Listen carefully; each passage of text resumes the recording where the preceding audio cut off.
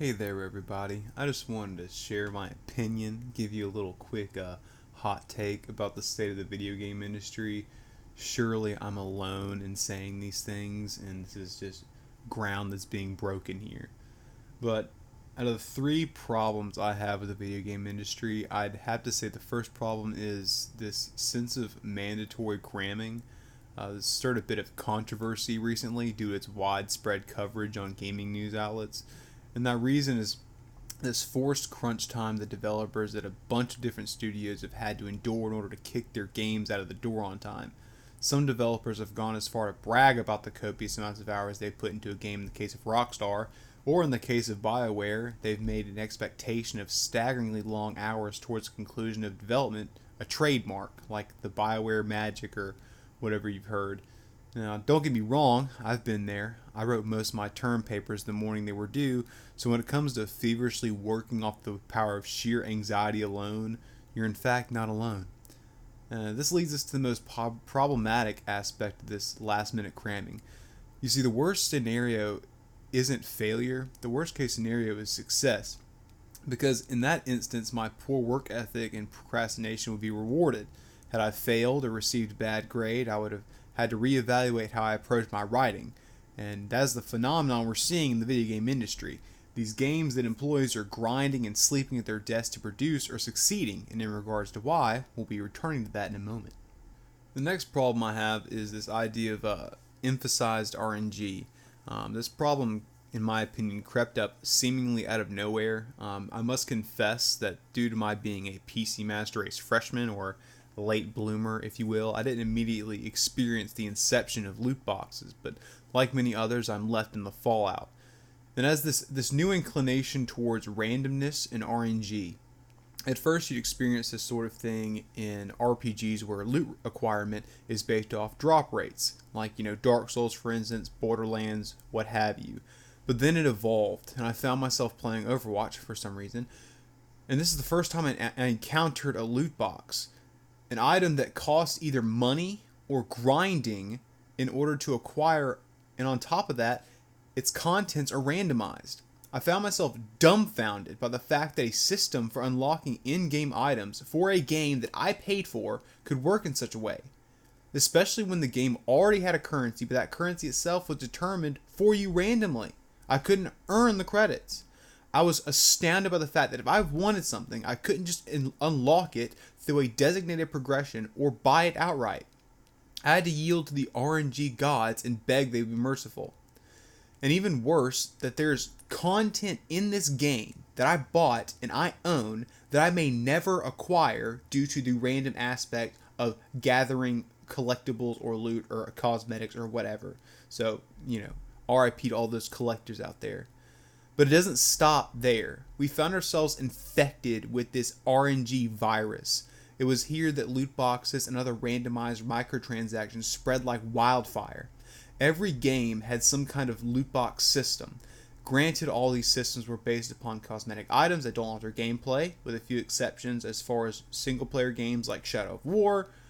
This trend, however, provided Electronic Arts the courage necessary for one of the most flagrant jumping of the sharks known to gaming with Battlefront 2, and the entire debacle with class unlocks being tied to loot boxes. This led to the great lambasting of EA and their solidification as the worst company in the US. We thought we'd seen the worst of it. Nothing could get worse than loot boxes, right? But without even realizing it, the loot box virus reached our brains. Now we don't just acquire loot boxes, we play loot boxes. The most popular genre of video game at the moment is Battle Royale, in the vein of PUBG and Fortnite. And what do you do in these games? You land somewhere and pray the loot you find isn't absolute trash. What are battle royales if not loot boxes in game form? My prediction is that the future of gaming will evolve into a plane of existence we can't even wrap our feeble minds around, like competitive RNG rock, paper, scissors or something.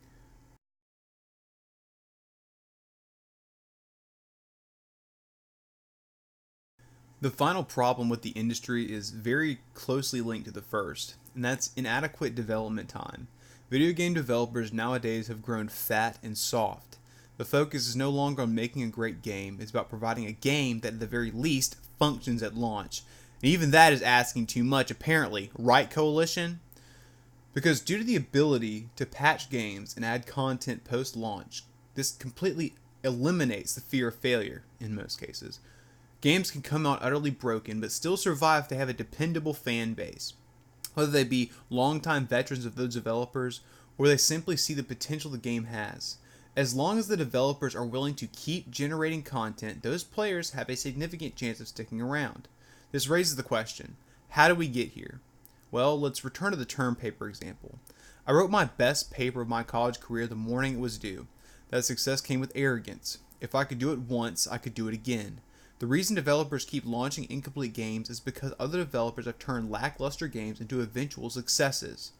A publisher that has mastered this practice of adding content until they have a solid game is Ubisoft. No matter how flat a game launches, they support it until it's good, whether it be Siege, Assassin's Creed, or Wildlands. They have a roadmap and they stick to it. But the most supreme example has to be No Man's Sky's rising out of the ashes of blatant false advertising. They took their lumps, they gave their refunds, and they continued adding content. This isn't to say that adding content is inherently a bad thing. It isn't. But there has to be a standard for submitted work. I'm not trying to put my education on blast, but this is reminiscent to when I was taking a pre-cal test. You see, I'm bad at math, but this particular day, for some reason, my teacher allowed for me to continue working on the test well after class had ended. I came back 2 or 3 blocks later to work on it until I'd finished. This is clearly an absurd scenario. I had a deadline where the work was expected to be turned in and I didn't do it. In every other instance, including this one, continuing to work on something well after its submission would be unacceptable.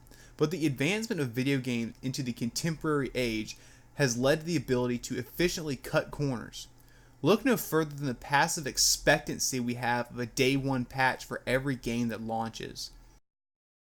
I appreciate you all accompanying me on this little journey, but now it's time to dig deep, to hit the bedrock of the problems of the video game industry. What thread ties these problems together? What's the acidic root that is bearing this rotten fruit? My friends, the answer is right in front of us. It's May. May is the most broken character added to a video game ever. She is literally unbeatable 1v1. If you approach her, you're getting frozen. And to make matters worse, that frost slows the speed of your aiming reticle. Oh, just space her out, you say? Well, try doing that while she's doming you with popsicles. Well, just snipe, I hear you squawk. Well, you better hit your first shot, because if not, she's throwing up a wall.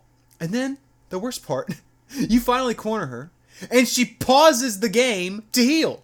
So, best case scenario, you fight her when she thaws, unless she has her ult, or her team catches up with her. If you really want to fix the video game industry, delete May. Peace.